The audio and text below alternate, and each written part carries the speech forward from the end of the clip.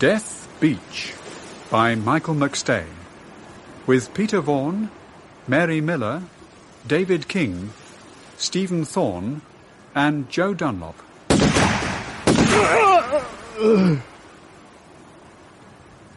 Got it! Print it! Cut. That was beautiful, Sam. A great death scene, a Sam Farrow special. That's a wrap, Hal. Oh, when I intercut that with Bob, For you, Matt? the audience is going to weep for you. Sounds great, Kurt. Of course it does. This is All a right, Kurt fellas, that's Zorak the day. picture. But you'll be favoring Bob, naturally. Sam, don't give me a hard time. Bob Mathias is a star. Oh, Bob, that was great. Thank you, Jack. I was just saying to Sam. You look terrific. Oh, Not thank that, you, Sam, thank you. really. Hey, take it easy, fellas. Going to lean on me for a pay rise. Next time, Kurt. Sure.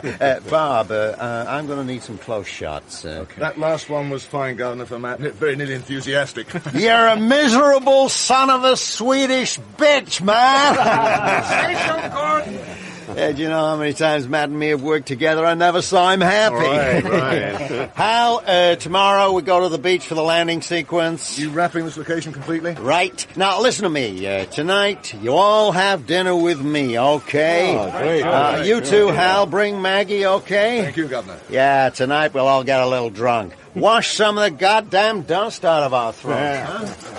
Right, gentlemen, that is a complete wrap on this location. Tomorrow we set on the beach for the landing sequences. Wrap the old bloody film as far as I'm concerned. Something to say, Peter? Oh, the whole bloody setup stinks. Living in those porter cabin things, no fresh water, flies in the cars. You want to try some of them cigars Matt smokes? Yeah. Trick I picked up on Kurt's African movies. Makes me feel a mite groggy, but it knocks the hell out of the mosquitoes. Okay, Matt, we all know about how many times you and Zorak have worked together. Sometimes it gets a little rough, but then Kurt always likes to work with men. You think you're so tough. I'll knock your head off, you cocky bastard. All right, Peter, that's enough. So the conditions on this godforsaken lump of Scottish rock are lousy, but the money's good. If anybody doesn't like it, they can quit now. There's a lot of people want the work. If you think this is rough, you should try staying at home with my missus. All right, listen, fellas. I'll be in the beer tent in about an hour. If there's anybody there I know, I'll buy 'em a drink. Hey, did you hear about the little blonde who's been 6 weeks on a Kurt Zorak movie? She goes to the producer and she says, "Listen, who do I have to sleep with to get off this picture?" I would have done, Fran. There isn't a man on this unit who wouldn't have done if he'd had half a chance. Then what stopped you, Kurt, darling? Too damn busy making a Kurt Zorak movie. Too damn busy being Kurt Zorak. Oh, you think that's easy? Take it easy, Sam. Believe me, Bob, I know. You have to work at staying on top in this business. Oh, so how come you're playing the bit parts now if you know so damn much? Hey, relax, both of you. Now, don't any of you be fooled by having your name in lights. In this business, it's the director, me, who can make or destroy you. And the cameraman? Right, Fran? You know Matt's in love with Fran. Oh, no. Oh, yeah. You have a cameraman in love with you and you're holding most of the aces. And Matt is in love with you, all right. Mind we all, wouldn't every man at this table like to crawl into the hay with Miss Parker? Well, I wouldn't, Fran, but then, you know. Oh, we all know about you, Jimmy. Look, I'm sure we're embarrassing Maggie with all this silly talk. Oh, no. There isn't one of them man enough to match his words with the deeds. Thank you, Francis. Sorry, Hal. I guess with you, I wasn't woman enough. Well, it's nothing I care to discuss over dinner. Right again, Hal. Always the nice guy. Too damn nice, which is why you're still a first assistant when a pig like me's been on top of the heap for years. It's gonna stay there. Too damn right. Now listen to me. There's a reason why you're here. Death Beach is going to be a great movie as big as any I ever made. Yeah. Bob, after this, you'll be able to name your own salary. That's if I don't cut you to ribbons in the editing. Sam, what can I say? We've done too many movies together that you know me better than I know my own self. But on this one, believe me, you've even surprised me. If you never make another picture, this one could be your epitaph. Jimmy, Jack, just beautiful. Does he mean me or my performance? I mean your performance, goddammit, Jimmy. What the hell a Limey Queen is doing on my picture, I do not know, except your old man up on that screen. Maybe Matt's in love with me, too. Yeah, Matt is a genius, and I have a great crew. Yeah. Hell, you Brits are the best in the world if you'd stop complaining the whole goddamn time. Hal, You're my right arm, the best first in the business. Am I right, Maggie? I think so, Mr. Zorak. As for you, Fran, gentlemen, this middle-aged, sexy broad knew me when... Oh, the hell with it. Thanks for everything, Fran. Which brings me to the point of all this. Tomorrow, Francis goes back to London for a bath. Oh, God, a bath. Yes, okay, Jack. At least we all smell the same on this movie. But ladies are meant to smell different, Mr. Zorak. Hey, you better watch Maggie, Hal. She's a sense of humor. To marry me, she'll need a sense of humor. To work with Kurt, we all need a sense of humor. Yeah, well, like I said, it's gonna be a great movie, and I have a little something here for each one of you to remind you. Hal, would you... and to say thank you. I think you'll find them very appropriate to Death Beach. What is it? What is it? What the hell do you think it is? You mean it's a real gun that fires? That goes bang, Sam, baby. Oh, my goodness. It looks...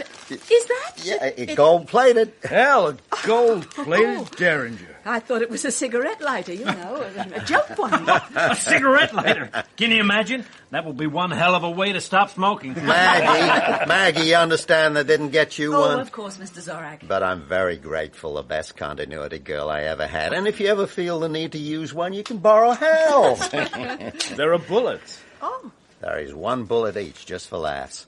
When you get back home, why don't you have it engraved with the name of the person you'd most like to use it on? What a good idea. I might need half a dozen.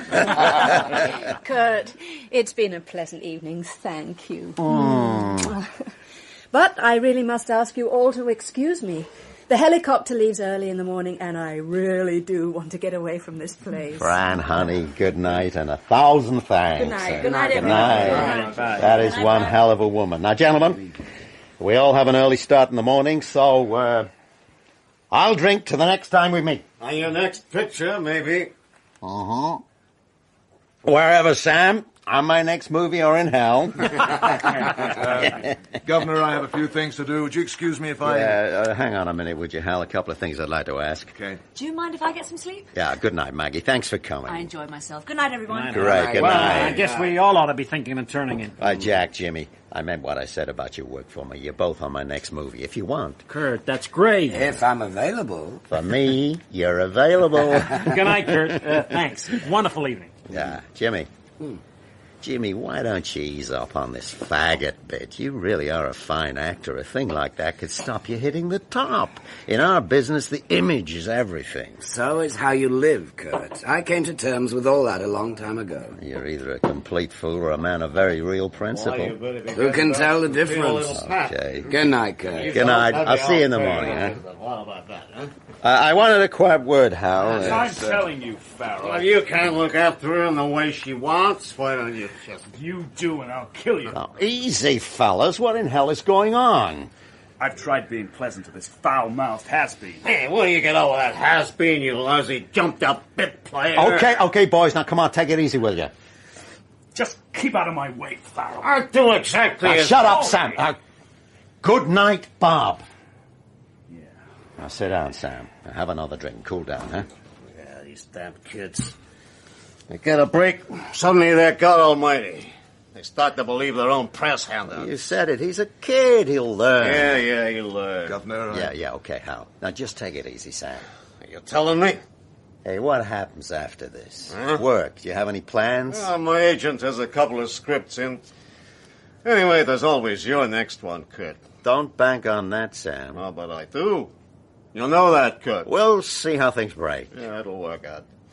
There's always something for Sam Farrow in a Kurt Zorak movie, eh? Look, Sam, it's getting late. I have to have a word with Hal. Do you mind? Sure, Kurt, sure. Good night, and thanks for a great evening.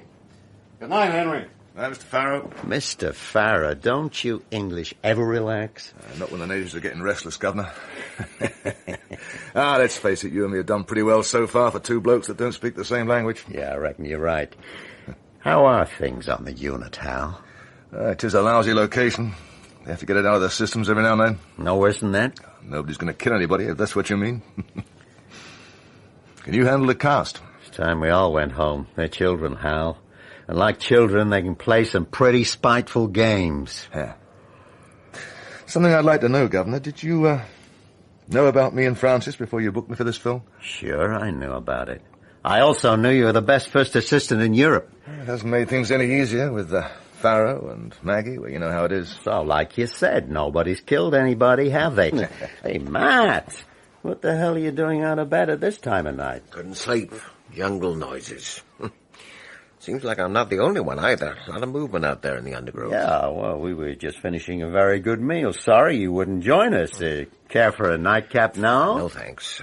I'll get back to my shack. Was Pat Bainey here tonight? Well, Pat Makeup? Oh, hell no. I didn't think. Maybe I should have asked her.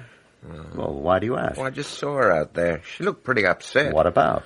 She didn't say. I didn't push it. She was looking for Bob. Uh-huh. Matt, the landing sequences and those pickup shots, do you want to talk about it? You're the boss man. Hal, everything clear for the morning? I got it, Governor. Okay, get some sleep. Good night. Night. Night, Hal. You don't have any problems? Oh, I can do all the close shots on faces anywhere, just so long as I can match some sky or a piece of rock. That's the way I had it figured, Matt. Maybe I'm getting old, but this island's even getting through to me. Come on, Fran, for old time's sake, honey, huh? Oh, you are filthy. Drunk and filthy. Get out now, or I'll call somebody. Oh, who are you gonna call, baby, eh? Henry? Hero Henry? Has he been sleeping with you? Oh, Maggie wouldn't like that. Oh, I'm warning you, Sam. Because somebody sure as hell has been laying you. You never went 6 weeks without somebody taking the itch out of those hot little pants of yours, eh? Who this time? Matthias, the new star in the firmament, huh? King Kurt, maybe, eh? Oh, no, not him. Now, will you get out? Oh, you've been in too many bad movies, honey. That thing has to be loaded to be effective. It is loaded, and I'll use it if you don't get out of here. Oh, I get it. You want the whole rape scene, eh? Is that what you need to turn you on?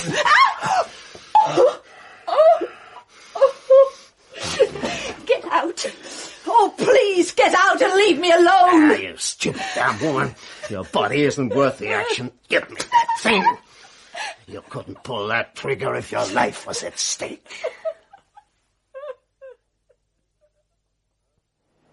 Mr. Farrow? Mr. Farrow, sir? It's Henry Field.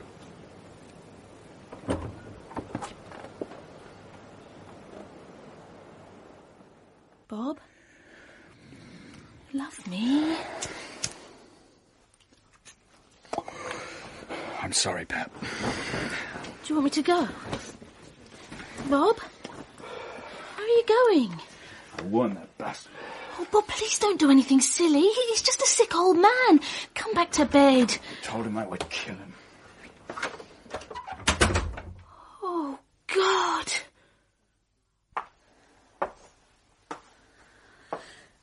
Face the facts, Maggie Jones. You've been stood up. Beautiful.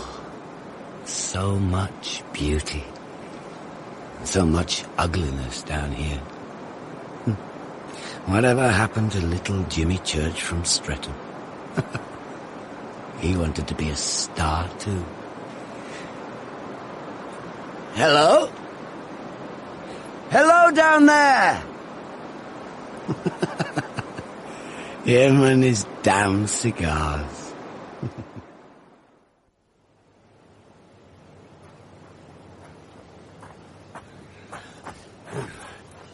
Who's there? Oh? Who's that? You bastard! Yeah? What is it? Oh. What the hell's going on? Francis? Hey, Fran. Mm-hmm. You slept.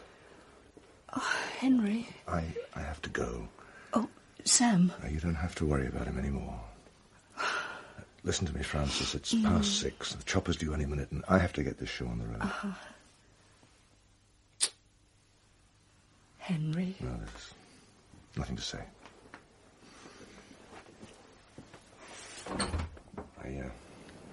I never stopped loving you, you know.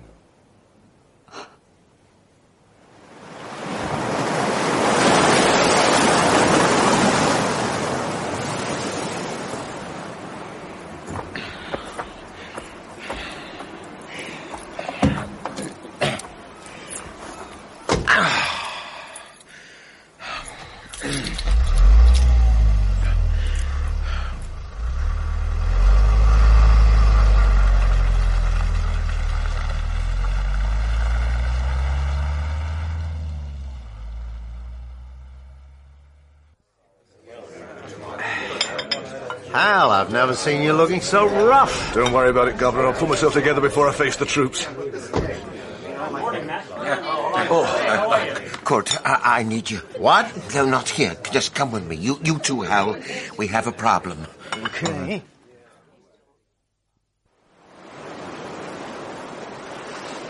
Dear God. That's a hell of a messy way to do it. What do we do, Kurt? What? We have to do something. Hal? There's nothing we can... Look, I'll call Rosenthal back in London. He can do what has to be done from his end, and then we go ahead with the day shoot as planned. We'll have to move his body. Police, Governor? What police?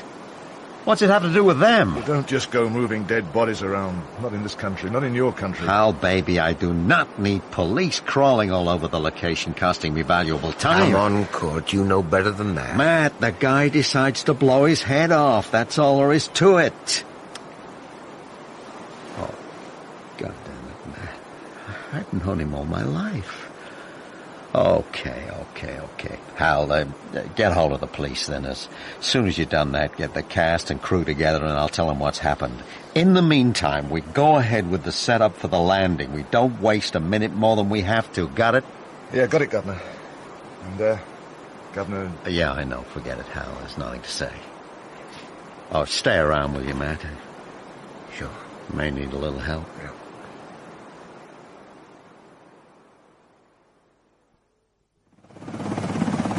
Good day, gentlemen.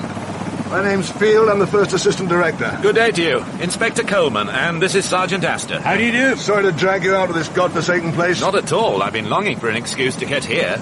Pity I had to come on such sad business. Mr. Zorak, the director, won't be long, sir. He'll have heard your chopper. Well, we'll get the unpleasant part over while we're waiting. May we see the body, Mr. Field? Yes, of course. It's down on the beach. It's a bit of a scramble down.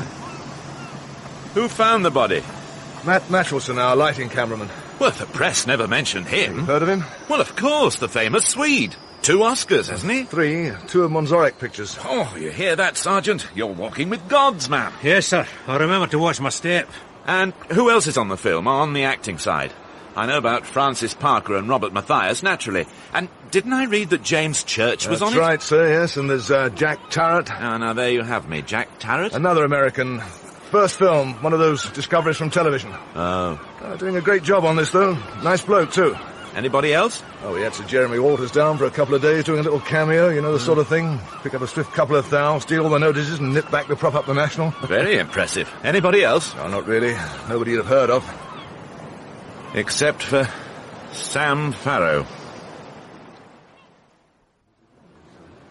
That's them. Yep. Only 2? They do things differently over here, Kurt. They look very small from up here. I'll be finished in an hour or 2. Finished. I know what you're thinking, Kurt. I'm thinking nothing, Matt. I'm thinking Sam's dead. It's over. Not very good terrain, unfortunately. Thank God he's above tide level. Could be signs of a struggle, sir. Stones kicked over here and there. As you say, difficult. You're looking for tracks? That's it. Just a thought. I'm sorry, Inspector, but we've all been down here this morning. Who? Myself, the Governor and Matt. Oh. And what time was it that you all came charging down here? I couldn't say, really. About 6:30, I suppose. Matt came and found us having our breakfast. What do you suppose Mr. Matchelson was doing down here at that ungodly hour in the morning? We work pretty ungodly hours. Yeah, of course you do. Policemen and filmmakers. Well, Sergeant, what else? He didn't fall down that lot, sir. Happened here. Yes, not much doubt about that. Why do you say that? Well, it's up your street, really, Mr. Field. Question of continuity. You don't blow your brains out up there and then bring them with you all the way down here. I see. And as you can see, sir, his brains are quite definitely down here. Steady on, Sergeant. Nice gun. Pretty. Yes. Now, I wonder where he'd get a thing like that. We all had one, Inspector. Well, they all had one, that is. The stars, I didn't. Not the crew. They were a present from the Governor. Fascinating. A present? That's a very unusual thing to give, isn't it? Zorak is a very unusual man. Obviously. I can't wait to meet him. These gentlemen are from the police, Governor. My name's Coleman, Inspector. This is Sergeant Astor. You ride? I do, but... Take that one. She's a fine mare. Well, Mr. Zorak... I'll be an hour, Hal. Right you are, Gov. Mr. Zorak! Hey, come on! I could throw myself under the horse's hooves, sir. Damn and blast the man. He, went that way, sir. Give me a hand. Come on, get up! Excuse me? I wonder if you could tell me where the tea trolley is.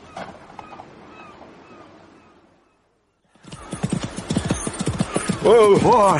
Whoa, easy, boy, now. Steady wood.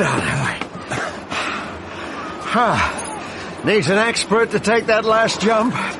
You're a damn fine horseman, Mr. Coleman, Inspector.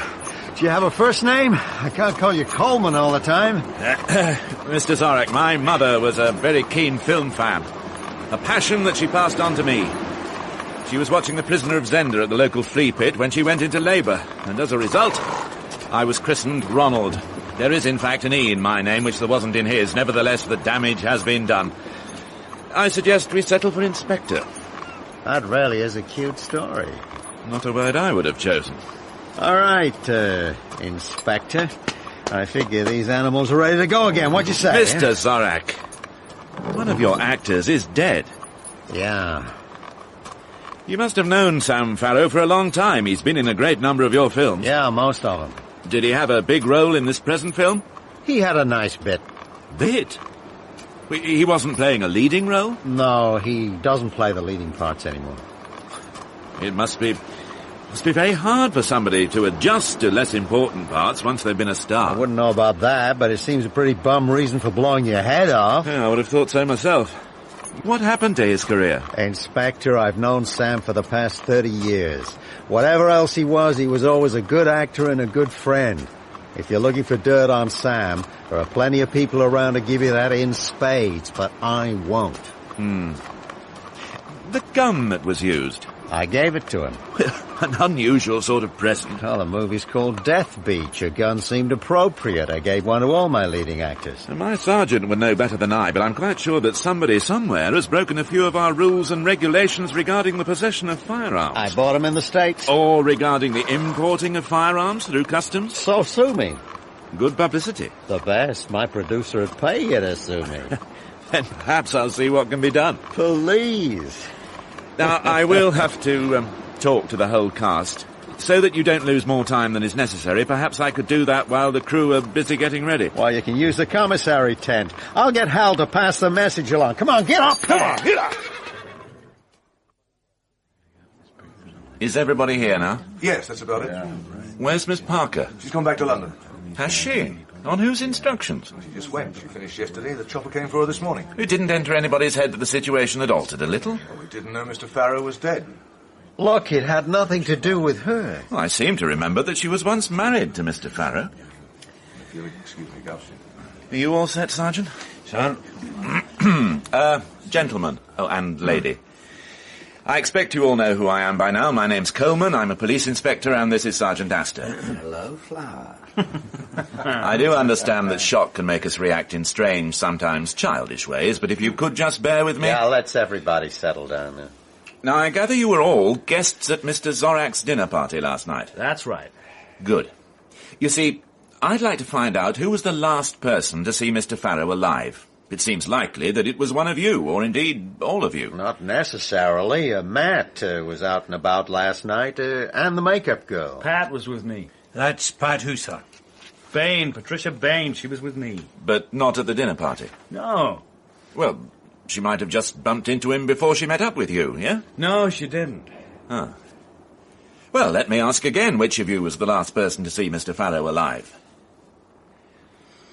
Nobody saw him. The return of the Invisible Man. Well, let me ask who left the table first. Or did you all leave at the same time? I was the first to leave. After Francis. Oh, yes, that's right. Miss Parker left first, and then I left. I'm sorry, miss, I don't recognise it. Maggie Jones, I'm on continuity. I see, I'm sorry. Then who left after you? I think it must have been me and Jack. Me first, wasn't it? You stayed back for a while. Only because I didn't want to be seen leaving with you. You know how people talk. Yes, that's quite right, Inspector. I did stay behind for a moment. Fine. And then what happened? Me, I left. So, we're down to 3 of you. Mr. Farrow, And you two, Mr. Zorek and Mr. Field. Yeah, we sat around for a while I tried to cool Sam off a bit. Cool him off? Well, there'd been some kind of an upset, you know. No, I'm afraid I don't know. I'd had a row with Farrow. That's what Kurt's trying to tell you. Right, Kurt? Bob, it isn't important. You're damn right it isn't important. Hey, some deadbeat actor decides he's had enough, goes off and blows his brains out. I'm sure that's very sad, but how in hell does it concern any of us? I'm very sorry, but perhaps I haven't made myself clear. You see, I don't believe that Mr. Farrow blew his brains out, as you put it. I believe that somebody else did it for him. I suppose there's no chance he did kill himself. Well, there's too much coincidence. You don't just decide to commit suicide because somebody gives you a gun. On the other hand, you don't decide to commit murder just because somebody puts a gun in your hand. Now, suppose Zorak set the whole thing up. Are you suggesting he went to all this trouble of buying half a dozen guns and declaring open season just to get rid of one actor? Bit elaborate, isn't it? I still say it's murder. Chancing your arm there, back in the tent. Well, why not, Fred? I wanted to get them at it. I want the gossip and I want the scandal. And I reckon they'll come running to me with both once I let them know I'm in the market for it. In the meantime, I'd like to get my teeth into something a little more solid. Ask a few questions and such. Well, right you are. Get around the unit. Get me the gossip from that area. But you can relax with them, Fred. You're not looking for a murderer there. For my money, the man we want was round that dinner table. Yeah. A minor point, sir. The chief super. What about him? He's got a murder on his patch. I'll keep him informed, of course. Eventually. Well, it's difficult. We're very isolated here. Oh, damn it, Fred. This is our chance of stardom. Mrs. Astor will be very pleased to see a bit of promotion coming your way. Mrs. Astor wouldn't be very pleased to see me back on the beat, Oh, sir. come on, Fred. Think Hollywood. Think big. All right, you are. Of all the police stations in all the world, you had to walk into mine. What's a pension, anyway? Good man, Fred. I take you don't mind me using some of the facilities at our disposal, because I've already got CRO working on that little bunch at the dinner party, and having a general scout around the whole crew just in case. CRO? When did you find the time to contact them? While you were off playing at being John Wayne, that director chap. Highly efficient. Leave no stone unturned, Fred. Well, some of these channels are open to us, so we might as well use them.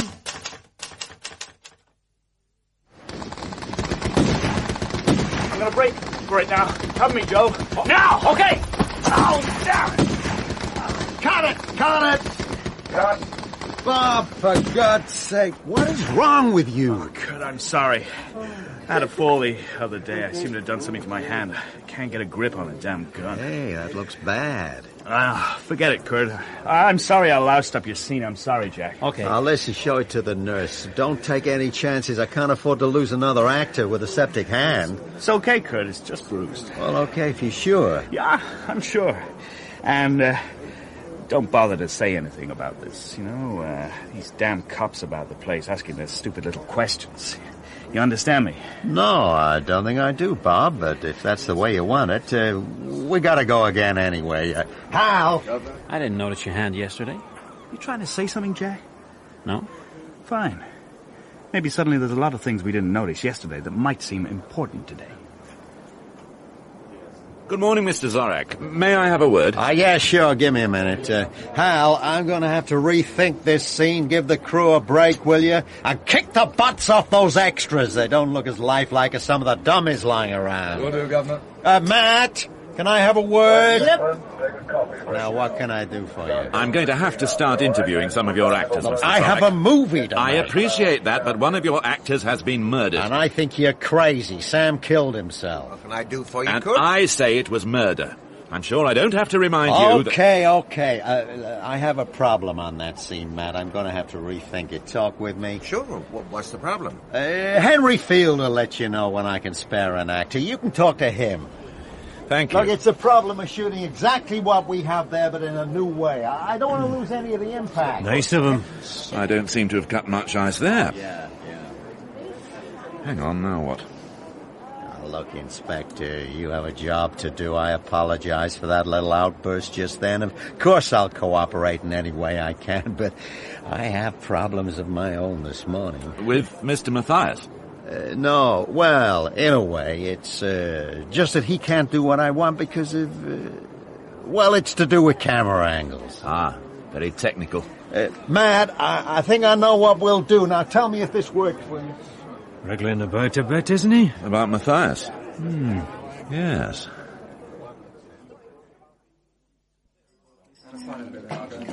Have a seat. No, I was looking for... No, it's okay. Nobody's sitting there. Well, help yourself. I reckon every other table's full. Yeah. Name's Peter Dobbs, Chief Electrician. I'm Fred Astor. Policeman. Oh, no. That's why you're sitting by yourself. Eh? Yeah, there's only one thing worse than a policeman. That's a policeman on duty. Yeah, everybody's got a guilty conscience, and coppers keep reminding you of it. Well, if you've got a guilty conscience, I'll have to wait till I finish my lunch. Is that all you're having? Yeah, food's not bad, but it gets a bit boring. I'll buy you another beer then. Yeah, I'll have a can of light. Could I have a pint of Guinness coming up? Sergeant, excuse me. Yes, miss? My name is Patricia Bain. I'm in charge of the makeup. Yes. Excuse me a second. Could I have a couple of light ales, please? Couple of light ales, yes. Sorry, miss. Better grab your chance while you can, eh? That's all right. Now, what was it you wanted to say? Well, this business about Sam, I wondered if I might be able to talk to the inspector in private. Yes, of course. How about this afternoon sometime? I ought to be on the location, but I could get away at tea break. Would that be... Fine. I'll tell the boss to expect you. Thanks. We're using Mr. Farrow's cabin, by the way. Yeah. Okay. There we are, one can of light. This is Jimmy James, Sergeant Astor. Fred Astor, pleased to meet you. Hello. Jimmy's on sound. One of the reasons you can't hear what's happening in the movies these days. I always thought it was me getting old. Can I get you a beer? No, I'm fine, thanks. I only came over to find out if Peter was mixing it. About what? What about who killed Sam Farrow? Okay, Jimmy, I know it causes a bit of aggro every now and then. Yeah, I'm kidding. We've got nothing else to do except sit around and stir it. It's not been a happy film. What's been the problem? Well, we were warned it was going to be a tough location, but there's no way off it unless you've got your own private chopper. Yeah, or you can swim. So we sit around drinking and getting up each other's noses. And the Yanks don't help. They're so bloody superior. Seen it all before and worse. Should have been an all-English crew anyway. The union let us down. Altogether a not too happy setup. That's about the size of it. And where does Farrow fit into all this? Oh, Farrow, he's a special case all to himself. He was a pig of the first order. It was his attitude to everybody. There wasn't no one that he hadn't given a rollicking to at some time or other. He had the makeup girl in tears and most drunk. Yeah. There was a night when he cleared this place out with his language. I'm surprised he got away with it. There's no point in wasting daylight time punching up the likes of him. So you wait till the end of the film and then kill him. Sergeant, Sam Farrow had a lousy name. It didn't work much, except for Zorak. He wasn't worth killing. He was already dead. I never have understood why one shouldn't speak ill of the dead. I'm quite prepared to. I'm beginning to realise that Farrow was not the most popular of men. Inspector, are you quite sure he was murdered? Yes. Well, good for somebody. I hasten to assure you that it wasn't me. I would never have used a gun. I think I'd have slipped a phial of poison, Borgia-like, into his wine. He would have died a lingering death. I don't see any man's death as a cause for humour, Mr. Church. And I'm not joking. I despised the man. No, I loathed him. I'm glad he's dead. Somebody has saved me the trouble of killing him. Sergeant, I don't think you need make any record of this. Sir? I feel that Mr. Church is speaking rashly and emotionally. You're quite right, of course. I have not the mettle within me to kill anybody. I fear I am more Macbeth than the lady. I could but wish him dead. Why did you hate him so much? Inspector, I am what is euphemistically known as gay. I have been happily married for some years to a charming and beautiful boy. Philip came here to spend a weekend. Naturally, he met Farrow, and naturally, Farrow had to amuse himself. It gave him some kind of pleasure to degrade people. Mr. Church... No, you asked me, you will hear me. Farrow made filthy insinuations about Philip to me. He made similar allusions to Philip. Well, there were hysterical scenes. There was a ridiculous, dramatic show of attempted wrist slashing. It's all blown over, and Philip and I are still together, of course. But nothing will ever be quite the same. There are scars. There are areas to be avoided. You understand? Oh, yes, I do. However, nobody has the right to take the law into their own hands. Perhaps not. You will understand, though, that I'll do nothing to help you find the person who killed Farrow. Perhaps, sir, I should remind Mr. Church about his duties as a citizen. Also that there are certain penalties for obstructing the police. Add to that the fact that I shall make your life bloody difficult for you if you don't help, and we've got some good arguments going for us. Sergeant. Yes, sir. Your Sergeant Flower is very persuasive. That's another thing, sir. All right, Sergeant. Let's behave like adults. Now, Mr. Church. I left the dinner table just as Farrow and Bob were starting their row. I never saw Farrow again. I went to my cabin, but I wasn't able to sleep. Kurt had said one or two things to me, pleasant things, that had set me thinking. I went for a long walk. I saw nobody and heard nothing. Does that... Oh. Yes? No, nothing. Mr. Church, please. You did hear something, right? I saw somebody. Oh. I saw Matt Matthewson. Where was that? On the beach. At just the spot where Farrow was killed. What time would this be? I don't know. I honestly don't know. I wasn't concerned about time. Thank you. Oh, don't worry, Mr. Church. It probably means nothing at all. And thank you for helping us. May I go now? One last thing. I wonder if you'd act out a little scene for me. Is that the... No, it's not the murder weapon. I've borrowed this one for my little play. You're going to commit suicide using this gun. I want you to show me how you do it. I'm not the sort of person to take my own life. Pretend, Mr. Church. I'm sure it's within your dramatic range. Well, if I were going to shoot myself, I suppose I'd hold the gun about here, about an inch or so from the temple. And then... How did I do? I preferred your performance in the defence rest. I'll work on it. May I go now? By all means, and thank you for your help. Sir. Bye, Flower. Bloody man. I'd gladly see him hanged. Don't be too hard on him. I do believe he fancies you. Who was that at the door? Patricia Bain. She'd asked to see you, remember? Oh, yes, good. I like it when they come to me. Show her in. Right. Miss Bain? Hello, Miss Bain. Do come in. Have a seat. Thank you. Now, what was it you wanted to see me about? It's about Bob Mathias. Yes? I know what you're thinking about him. Do you? Well, you are, aren't you? Everybody thinks he did this awful thing just because he had a row with Sam and threatened to kill him. But you see, it couldn't have been Bob. Oh? Well, on the night that Sam died, Bob spent the night with me. I see. The whole night? Yes. He never left me until it was time for his morning call. So you see, it couldn't have been him. Obviously not.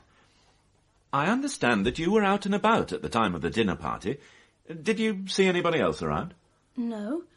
Well, just Matt. I was on my way to meet Bob and Matt was wandering around. Did he say what he was doing?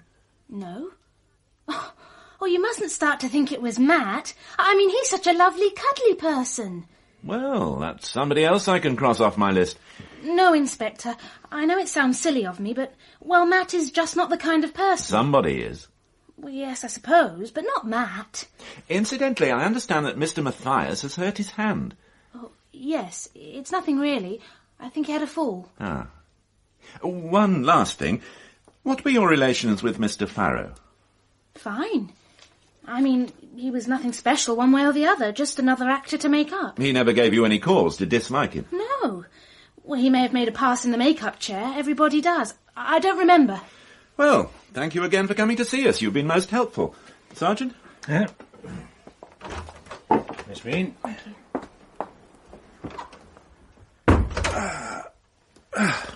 Well? She was lying about not having any reason to dislike Farrow. He had her in tears at times. And very anxious to protect her, Mr. Matthias. Very. Perhaps she hopes to put the arm on him to do something about their relationship. Oh, Sergeant, what a nasty, cynical mind you have. Perhaps we should see Mr. Matthias next. I think you should see this first. Wee golden nugget from CRO. Henry Field has got GBH out against him. Has he be damned? Beat the hell out of his wife. Jealous rage or something. But he left her in a bad mess. A friendly judge bound him over. His wife at that time was a lady called Frances Parker. Ah, of course. I should have known that. Time to have a chat with him? Yes. But first, I think a visit to the mainland to see Miss Parker. Nevertheless, Inspector, I take it that you are on duty. Unhappily, I am. I could wish it were otherwise. Yes. Cheers. Cheers.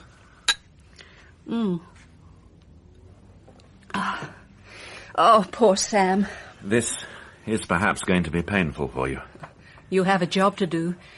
I was married to Sam, but it was all a long time ago. I shall mourn him as a friend, but that is all. It's your relationship with him over these last weeks that interests me. You, you are aware that your ex-husband was well and truly loathed by almost the entire unit. I try not to listen to gossip. Our relationship has been nothing less than cordial. What about Henry Field? Excuse me? Well, you were married to Mr. Field as well. Were your relations with him just as cordial? Well, of course. And why shouldn't they be? Because shortly before your divorce from him, he beat you up in some sort of jealous rage. The press tends to exaggerate. But not police reports nor hospital records. You were badly hurt. And then you will also know that I withdrew all the charges. It was the police who pursued the matter. So, to my question. Our relationship. Have you talked to Henry? I'm asking you. We have remained the best of friends, and I have a great deal of respect for him. You know, Inspector, I really can't make out if you are conducting a police inquiry or writing a gossip column. Can you tell me what happened after you left the dinner party? Did you see or hear anything? I wish I could help you, but I was very tired that night. I had finished a long and arduous location. My only thought was to get to bed. I excused myself early, went directly to my cabin, took a pill, and that is all I can tell you. I've been no use to you, have I? 2 last things, Miss Parker. I shall have to ask for your fingerprints. Oh? Is that completely... Yes, I'm afraid it is. And secondly, I'd like you to act out a little scene for me. Oh, what? Don't worry. This is not the gun in question. Now, you're going to commit suicide for me using this gun. I'd like you to show me how you do it. You obviously know how to handle a gun. Inspector, when you have played as many villainesses as I have, does it prove anything? No. Well, now what do you want me to do? Just show me what you'd do if you were going to kill yourself using that gun. Oh! Well, I suppose I would like this. Thank you. Do you know, it's surprising how easy it is to miss holding the gun like that away from the temple. Yes? It's the kick of the gun. You'd be much more likely to maim yourself. You'd be a bit of a mess, no doubt, but still alive. I'll bear it in mind. Well, many thanks for your help anyway. Not to mention the pleasure of your company. I'll send a man up to take your prints. Thank you. And perhaps we'll meet again under happier circumstances. That's a pleasant thought. Goodbye. Goodbye.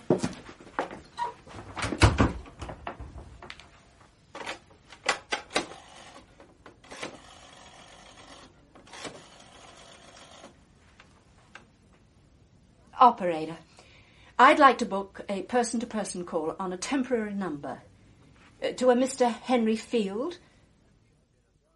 Everybody at the dinner party. Oh, I guess it has to be done. I'm afraid it does, sir.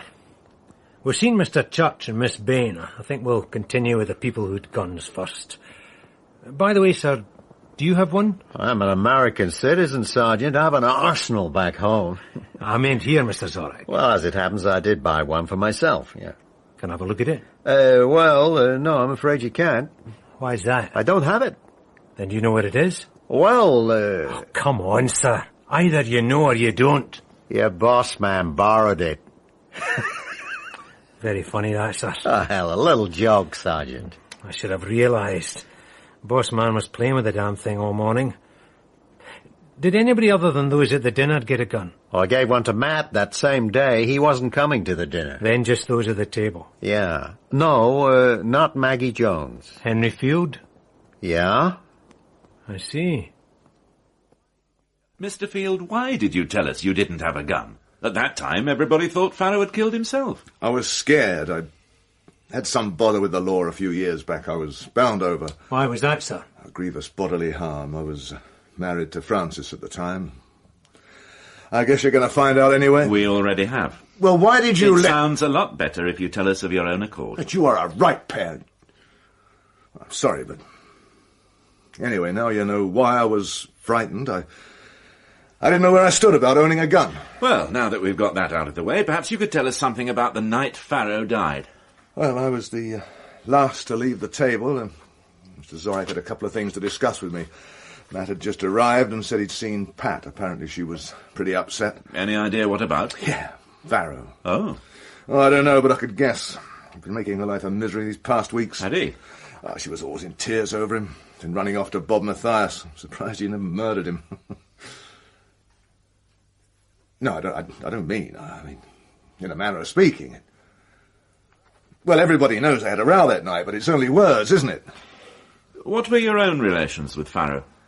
It's my job on any movie to keep everything smooth and lovely for the director to do his work, so I love everybody and they all love me. Except for Sam Farrow, I hated that bastard. Along with everyone else. But I had a special reason. He destroyed my marriage to Frances. How so? He never got over the breakup of his marriage to her. He never stopped sticking his smutty nose into ours. Finally, our marriage did bust up. It may not have all been him, but he certainly helped a lot. And does Miss Parker feel the same as you? Well, I don't know. I think they stayed on good terms. So, when you left the dinner table, what then? Nothing. I spent the night with Maggie. We're getting married just as soon as this picture's over. And you saw or heard nothing out of the ordinary? Not a thing, I'm sorry. And presumably Maggie, Miss Jones, would say the same. Yeah, look, I know what you're suggesting. I'm not suggesting anything. I shall have to talk to her, naturally, but only to clear the air a little, as it were. If you want to clear the air, I should have a word with our director. Well, I shall, of course. Why do you say that? That's been worrying me. I want to know why he should talk to Farrow about his close-ups and in the next breath tell us to break the location. Don't quite follow. Well, you do all the work on one location at the same time. You can't afford to move backwards and forwards. Even though Mr. Zorach knew he had more work to do on that location, on Farrow, he told us to move on and set up on the next one. Almost as if he knew that Farrow wouldn't be available. That's very interesting. It just... I shall certainly ask him about that, thank you. Struck me as being a bit funny. Indeed. One last thing, Mr. Field. This is one of the guns that Mr. Zorach gave as presents. I'd put the barrel in the mouth and blow my head off. That way, no mistakes. Mr. Church has been talking. Blast. Something amusing you, Sergeant? No, sir. Good. Well, in any case, you wouldn't choose the way that I'm asked to believe Farrow used. No. Farrow knew guns. All the American crowd do. Right, thank you, Mr. Field. You've been a great help. I can go? Yes.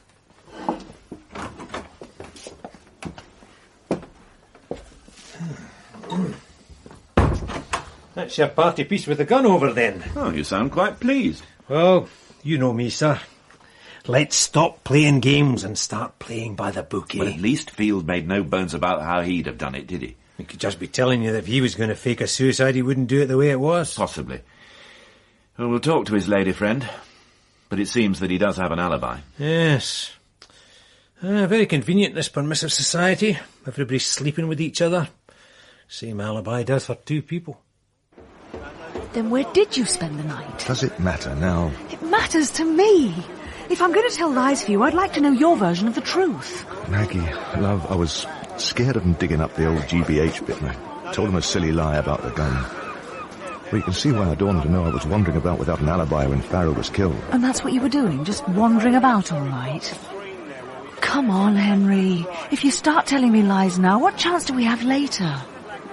I spent the night in Frances's cabin. I see. But it's not like you think. Oh, and how do I think? I'll explain it all to you, Maggie, later. It seems you've already got your alibi. Why involve me? Tell the police you spent the night with your ex-wife. I reckon we could try for a rehearsal now, Henry. Frances has already told the law that she took a pill and knows nothing. What else could I do? Then you've told them another stupid lie, haven't you? You've been very helpful, Mr. Tarrant. I don't know if it means anything. Well, it means no more than that, I'm quite sure. You saw Mr. Matthias and you saw Farrow and you heard a fight. I didn't say that, Inspector. I said I heard what sounded like a groan or a grunt. Anyway, all that means is that both Matthias and Farrow were out and about at around 2 in the morning. I mean, I wouldn't want to make trouble for Bob or for anyone. I just wanted to help. Which you have. And if you remember anything else... I'll be sure to let you know. Oh, hi, Sergeant. Mr. Tarrant has just been volunteering some information. He's been very helpful. Well, I guess it's not much. Well, every little helps, as the actress said. Thank you again, Mr. Tarrant. Sure. It seems that pretty young lady from Makeup has been lying. Matthias did not spend the whole night with her. A whole lot of people have been lying, I shouldn't wonder. Your lovely leading lady, for a start. Report from forensic on the murder weapon. As you'd expect, Farrow's prints all over it, and Zorak's. As you wouldn't expect, also Miss Frances Parker's. Good God. Can I see that?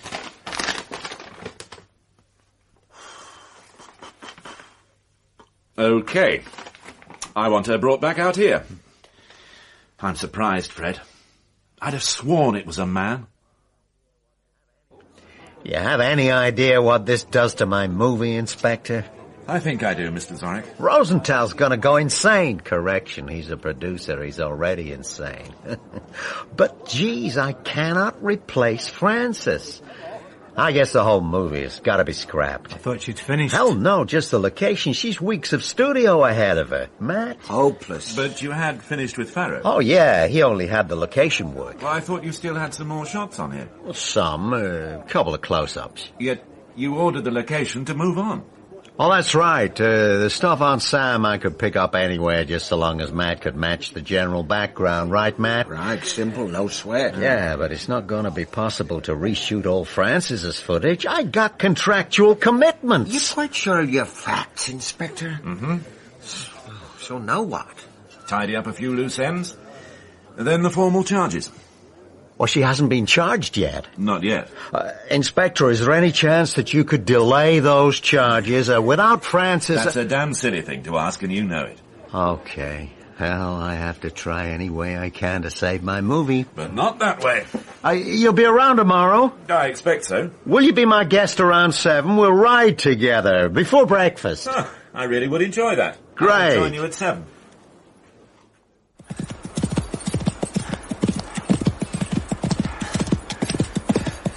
Well, Inspector?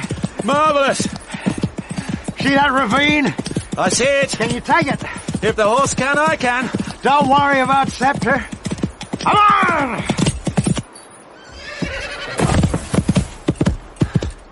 Oh.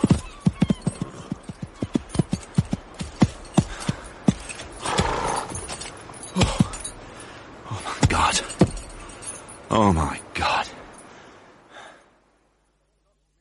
But not me, Inspector. It's your job to saddle the horses each morning. I told you, I saddled them up around 6:30 and then I went off to check a couple of things with Matt. But you didn't find him? I did, later. And what time was this? When I went to look for Matt, I don't know. How long does it take to saddle a couple of horses? 15, 20 minutes? And the saddles were fine when you put them on? I told you. Then you came back? That's right. I needed to talk to Mr. Zorak. So there was about, 10 minutes at most for somebody to cut through the girth. So, if you didn't do it, Mr. Field, somebody acted pretty quickly. And I didn't do it. And don't forget, it was the governor's idea to swap horses. OK, Mr. Field. That'll do for the moment.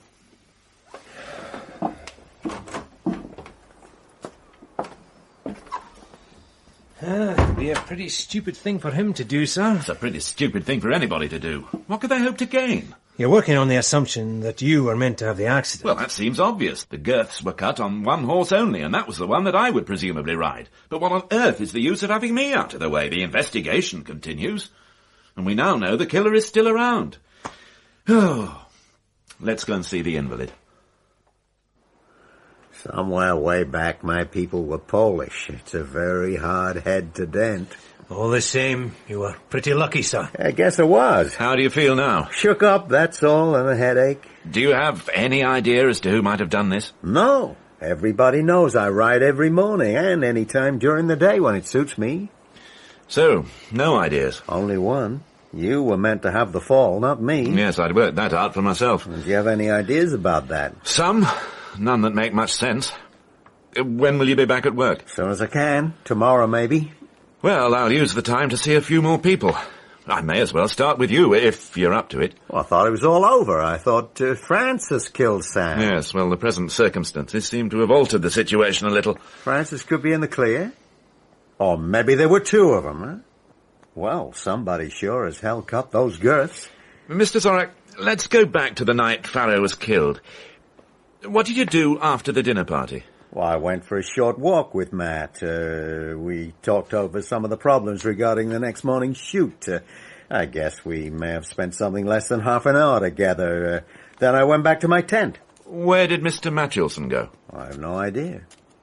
And what did you do then? Back here, I went over the script. I worked. I don't know. I lost track of time. Did you hear anything or see anything? No, I can't say I did. I was pretty engrossed in my script. Ah. Well, thank you. Well, I'm glad you're all right. It was a nasty fall. Yeah. Now you'd better rest. I'll see you later.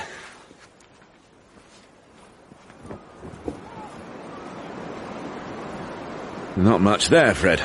No. I think we see Matthias next. I feel he's got one or two things to answer to. How are things going with Frances Parker? She's on her way. Good. Her presence here might just be the catalyst we need. This horse business has got things jumping, so let's keep them jumping. You've lied. Your girlfriend's lied to us, you've lied to Mr. Zorak. Now I think it's time to tell us what did happen between you and Farrow the night he was killed, don't you? Okay, look. Now, I never made any secret of the fact that I hated that son of a bitch. But I didn't kill him. I went out looking for him that night, and I found him. He was drunk and spewing off his mouth about laying Fran and Pat. Anyway, I beat the hell out of him. And that's when you hurt your hand? Yeah. What did you do then? Nothing. I went back to my cabin. Pat and me spent the rest of the night together. You saw nobody else? No. Everything was pretty quiet. Kurt was working in his tent, that's all. And that's the story you now want me to believe? You better believe it, mister. Yes, I better had. Otherwise you're in a lot of trouble, aren't you? Listen, No, you listen. I've been told too many lies.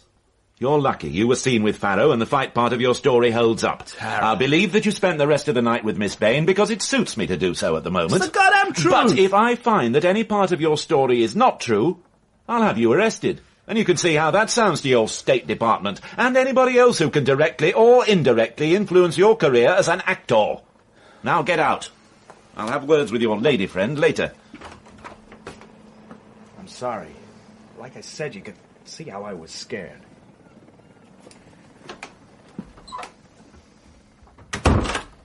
Very impressed with you, sir. I think he was finally telling the truth. I should hope so. Ah, yes, I reckon he's in the clear. Which means the makeup girl is too, and... Ah, that'll be Miss Parker. Let's go and frighten the hell out of her as well.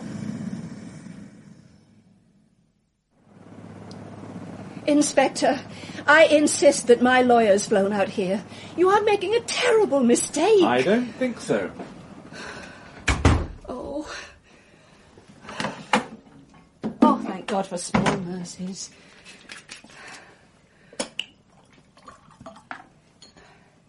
Oh. Yes. Is it okay? Oh, Matt. Okay, friend, okay. Now, take it easy. Oh, what's happening, Matt? What are they doing to me? Nobody's gonna do a damn thing, baby. Now, just relax. I just fixed myself a very large scotch. It helps. Will you have one? It's all I seem to have. No, I never drink before 6 o'clock. Oh. But I guess it's around 6 o'clock in L.A. Yep. Fran, honey, you don't have to worry about a thing. It's all gonna work out. But my fingerprints were on the gun. I'm going to be charged with Sam's murder. Can't prove anything. But I lied, Matt. Oh, I told such a silly lie. Fran, I will find some way to help. Or be with me when I talk to the inspector. I have to tell him the truth. Tell him nothing. But I have to. I mean, don't you see? Oh, just be with me. Fran, if you change your story now, it's going to look that much worse for you. They'll twist everything and believe nothing. What have you told them so far? That I took a pill and don't remember anything. Perfect. Now I can corroborate. But that. I'll tell them I came to see you. When I left court, I dropped by to say goodbye, but I couldn't move you. You were out cold. Oh, darling Matt. Oh, did anybody ever have such a friend? Fran. Oh, no, don't say anything. I know. I do know. But you'd only add to the mess. You see, Henry spent the night with me. I see. Well, he came as a friend. There was no more to it than that. Then you have your alibi. Yeah, but Henry told them that he spent the night with Maggie. So, no more lies now. I'm scared. Did you know the murderer tried to kill our policeman friend this morning? What do you mean? Just that.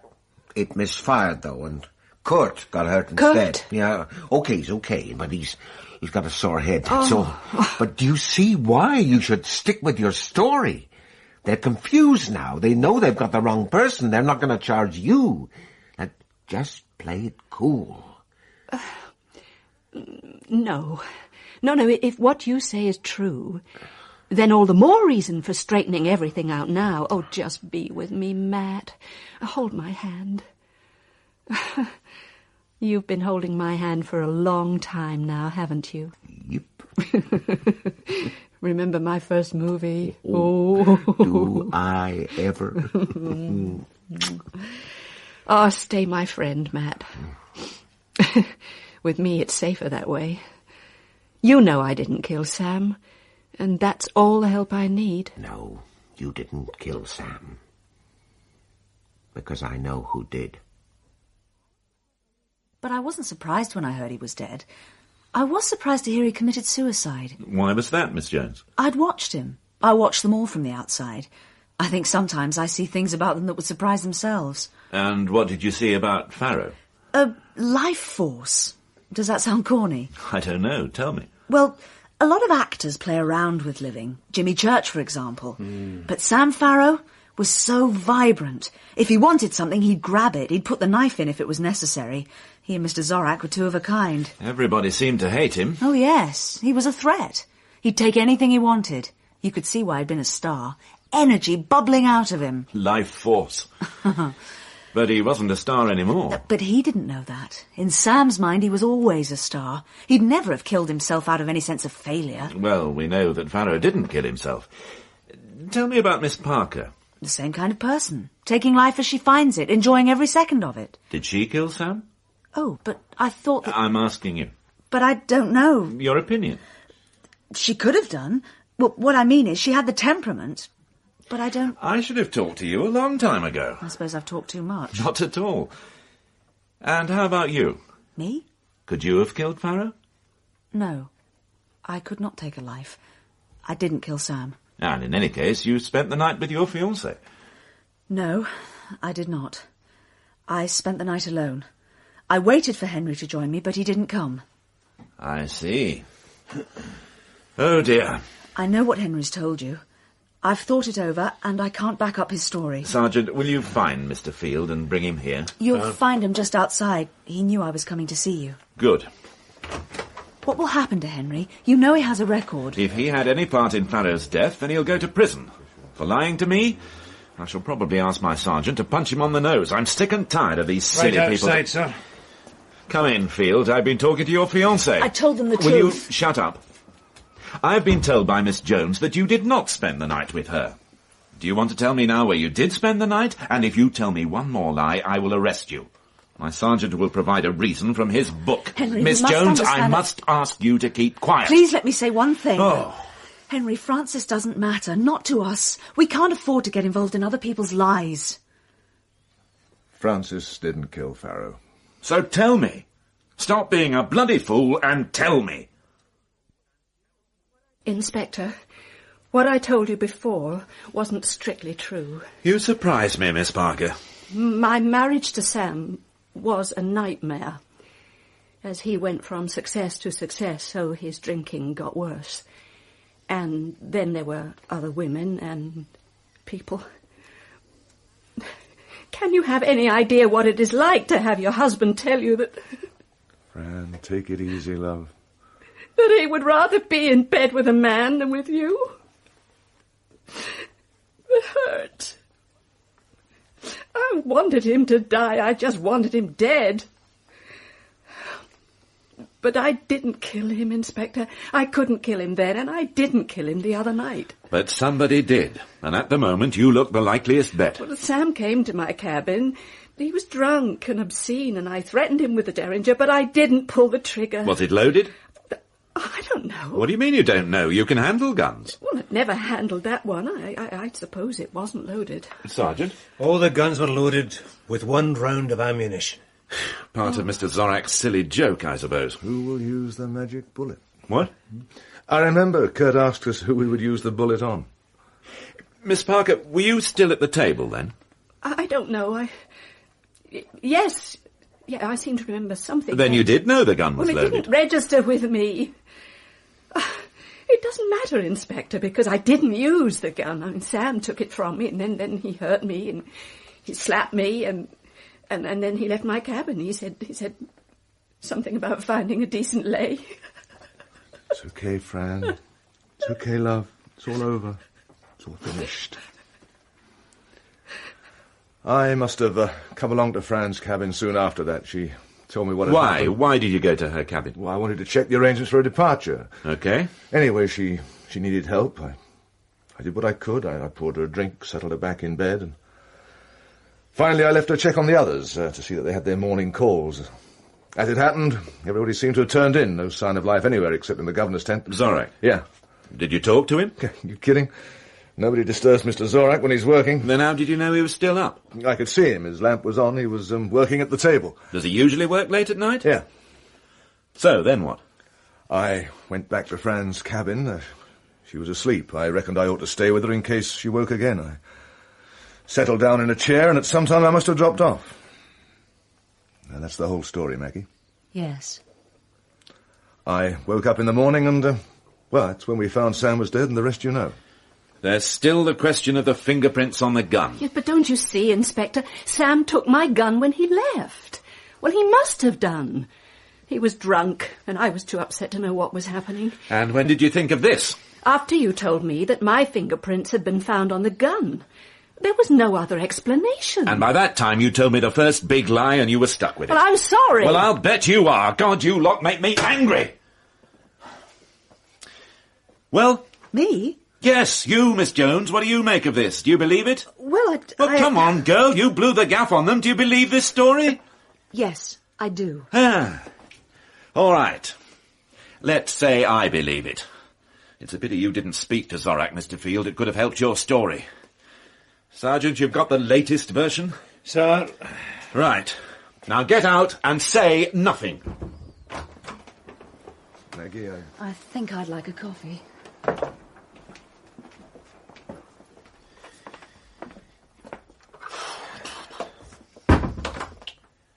Do you believe them? Yes, I think I do. Damn it, I want to believe them. I need to narrow the field. Leaves the Jones woman without an alibi of any kind. Yeah, but Maggie Jones volunteered this lot.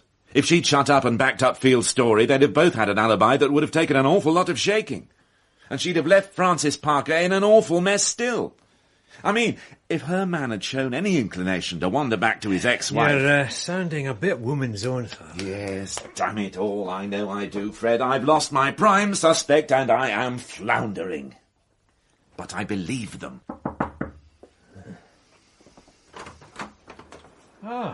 Miss Parker. I didn't want to say anything in front of the others, Inspector. But I think you ought to talk to Matt. Mr. Matchelson. Well, I intend to, but why particularly? Because he knows who did kill Sam.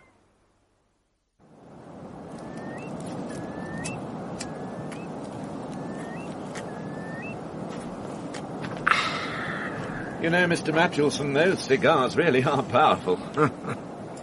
Mind if I join you? We'll have a rock, Inspector. Ah.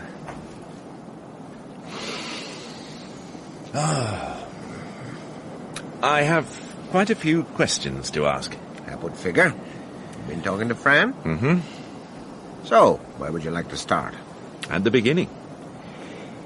You arrived at the dinner party when it was all over, and went off for a stroll with Mr. Zorak. Yep. Then what?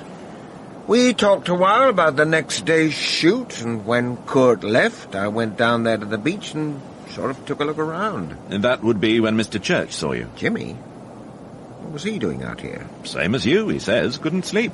Him too.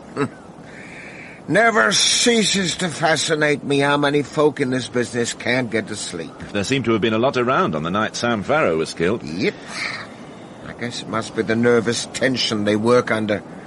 Every time I start cranking my little old bell and howl, an actor's whole career is staked out for the ants. I don't see you as the nervous type. Ah, hell no.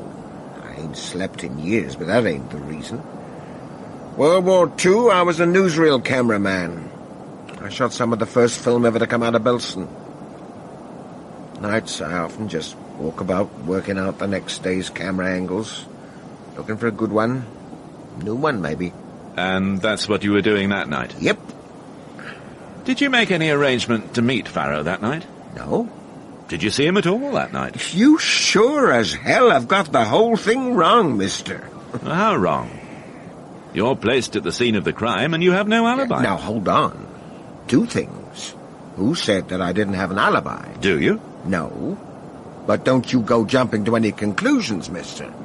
Seems to me like you've jumped enough already. And the second thing? I thought you already had your killer. I thought you'd already jumped to a conclusion about Frances. It seems a reasonable assumption. The fingerprints. Do you think differently? That's why you're here. You've been talking to her. Naturally. There were quite a few questions. Yep, a whole heap of questions. And you don't have any of the answers, do you? But you do. Miss Parker told me you knew who had killed Farrow. Yep, I figure I do. Ah, you only figure. I thought perhaps... Maybe I'd seen something? Maybe I knew something you don't? Well, maybe I do.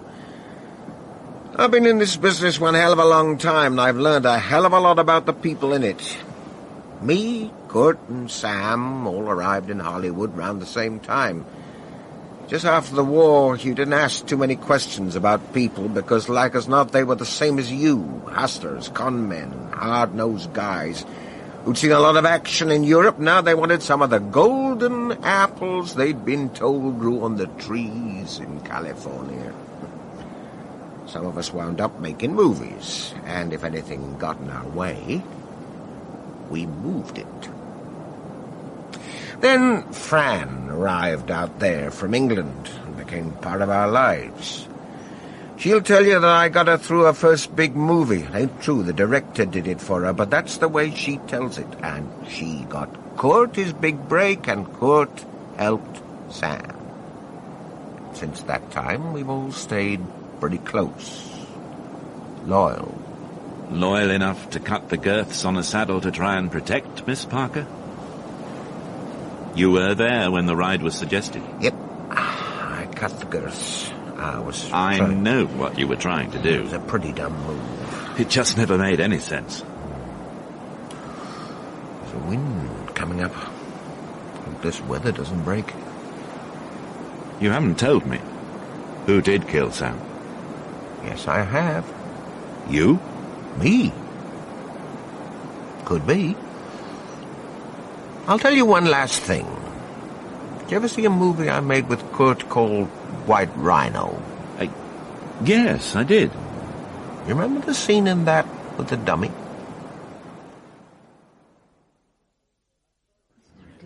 It's okay, settle down. I'm sorry to have brought you all together in this manner. It may seem a little melodramatic. Trent's last case. Mr. Church? Well, it's the full classic scene, love, isn't it? If any of this strikes you as being funny, let me point out that this classic scene, as you call it, need not have happened if you'd not all lied to me. Now, I've called you all here because I believe that you finally told me the truth. And the truth seems to have given most of you alibis. So I shall summarize what I now know. And if any of you recognize a lie, or have omitted to give me the full story, then now is the time to tell me. You're asking us to inform? I'm asking you to help the police with their inquiries. You've already done so in private. Why the scruples about doing it in public? We might frighten Kurt's horses. Okay, Jimmy, very funny. Right, Miss Parker. You lied from fear. And in this you were abetted by Mr. Field, who also had reasons for trying to conceal the truth. But you now give each other the alibis you need. Mr. Matthias, you were seen by Mr. Tarrant with Farrow. And if we can place you both close to the living area, then you were nowhere near the spot where Farrow was finally killed. Miss Bain can give you an alibi for the rest of the night. Now, I could have expressed that with more tact. Yes, well, I'm sorry, but I think I make my point. Mr. Matulson, your actions can be regarded as criminal. Now, hold on, Inspector. I'm happy to take what's coming to me there, but I'd appreciate it if we didn't have to talk about it now. You cut the girths on that horse so that I would have some injury, serious or otherwise. You did that to make me think that Miss Parker was not Farrow's murderer, and that he or she was still at large. I told you, Fran, you have a cameraman who loves you. Keep your mouth tight shut, Kurt. If this action does nothing else, it shows that Mr. Matulson thought Miss Parker was guilty. Therefore, he couldn't have been. Dearest Matt. Mr. Tarrant witnessed the fight between Mr. Matthias and Farrow, and shortly after that saw Mr. Church return to his cabin. At that time, Farrow may well have been a little bloody, but he was still alive, as he hadn't had time to reach the place where he finally died. So Mr. Church is vouched for, and he, in turn, has accounted for Mr. Tarrant. A jeep? I beg your pardon? Or somebody could have used a jeep. That would throw all your timings out. No, I don't think so. There were a lot of people still awake at that time, and somebody would have heard a vehicle. You were still awake yourself? Yeah. And you heard nothing? Have I missed out any important facts? Has anybody noticed anything that might not be strictly true? Inspector, may I ask where all this leaves me? It leaves you without an alibi, Miss Jones. Well, if nobody has anything more to say, obviously my investigations are not finished, but for the time being you may all go. Thank you, Mr. Zorich. That's okay, Inspector. Come on then, let's go. We've got to move. 1 second, gentlemen. I'll be round later with the calls in the morning, all right? All a bit messy, isn't it, sir? You've reached the answer by a negative road rather than a positive one. Yes. Except for the report you got from the gunsmiths. That's not proof. You've got to do better than that. Oh, I will, Fred. You know that. He knows that. Well, may as well get on with it, I suppose. I'll go and see him myself. You sure? Yeah. Well, my chance of stardom. May I come in? Yeah, I've been expecting you. My turn for the questions? A few.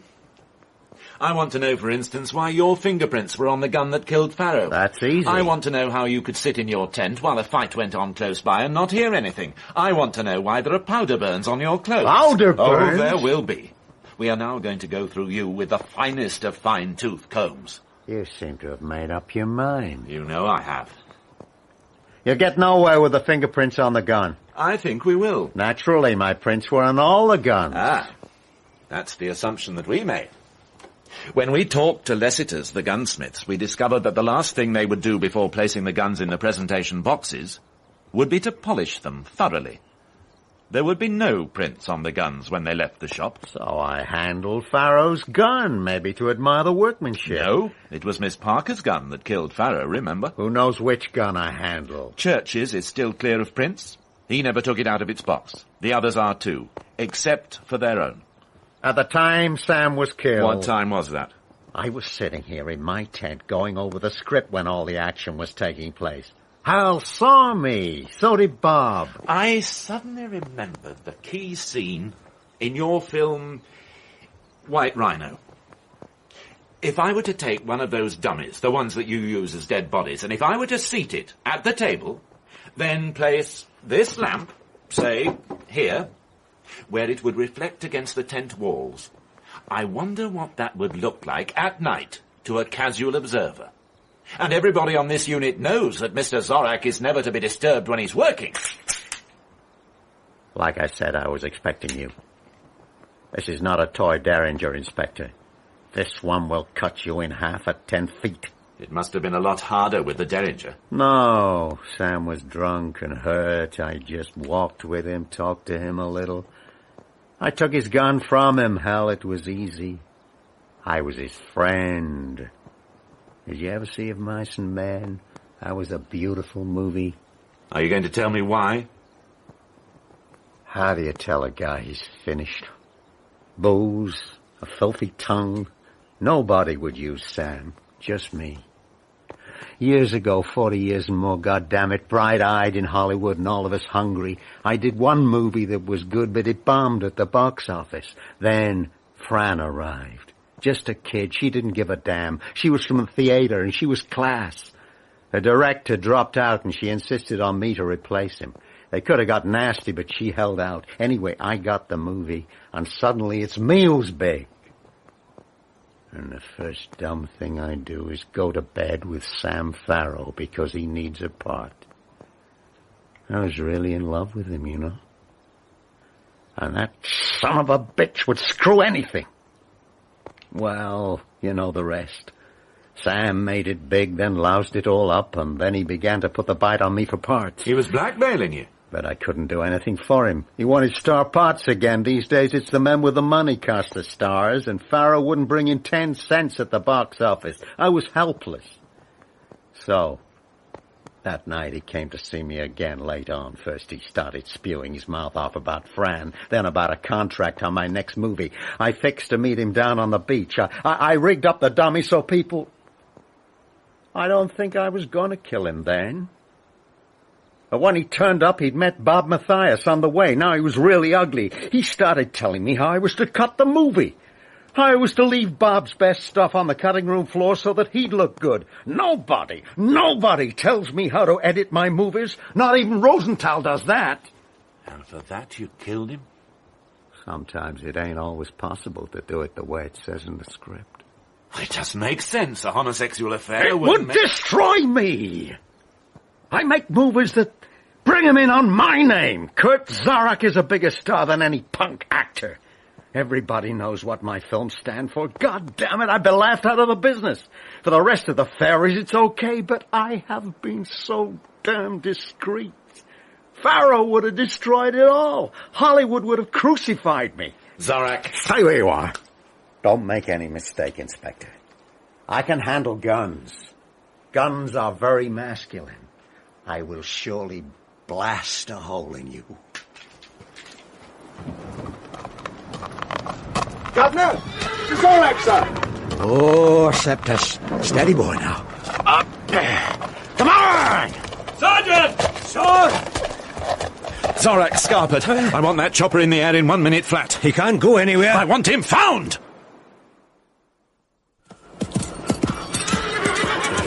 Hey, come on, Scepter. Come on.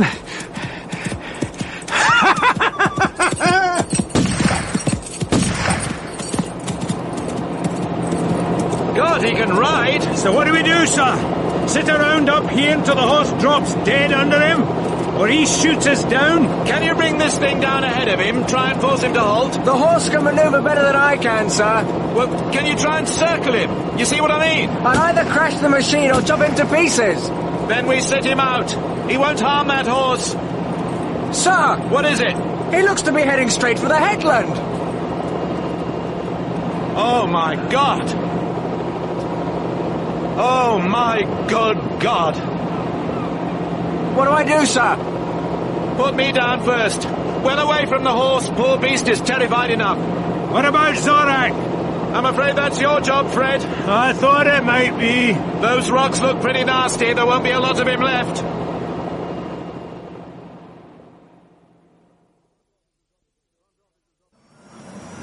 Front office has offered the film to some Hollywood hack.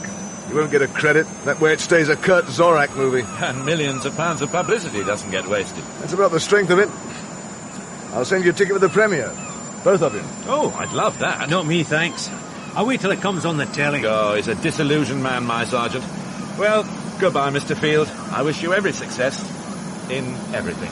Yeah. Would you excuse me a moment? I just want a word. Mr. Matthewson, I thought you might like to know.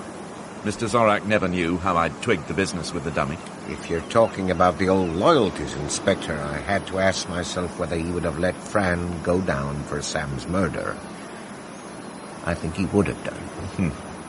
Miss Parker, I've been invited to the premiere. I don't think I shall be attending. Oh, of course I understand. But if the producer insists... In this business, the final loyalty is to... The public? The box office, Mr. Ronald Coleman. Someone's been telling tales. Yes, of course. Well, it's been a pleasure. Goodbye. Inspector. Bye-bye. Right, Sergeant. That's a wrap, I think. On our way.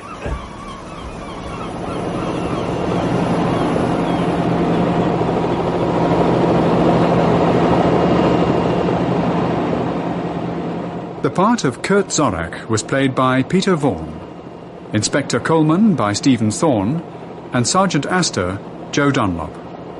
Francis Parker, Mary Miller, Matt Matchwilson, David King, Robert Mathias, Nigel Carrington, Jack Tarrant, Vincent Brimble, James Church, Jonathan Oliver, and Sam Farrow, James Green. Henry Field, Michael McStay, Maggie, Jane Whittenshaw, Pat Bain, Sue Broomfield, Peter Dobbs, Ben Onwukwe, Jimmy James, Stephen Garlick, and the pilot, Nicholas Gilbrook. Technical presentation was by Richard Beadsmore, Keith Graham, and Ian Pratt. Death Beach was written by Michael McStay and directed by Jane Morgan.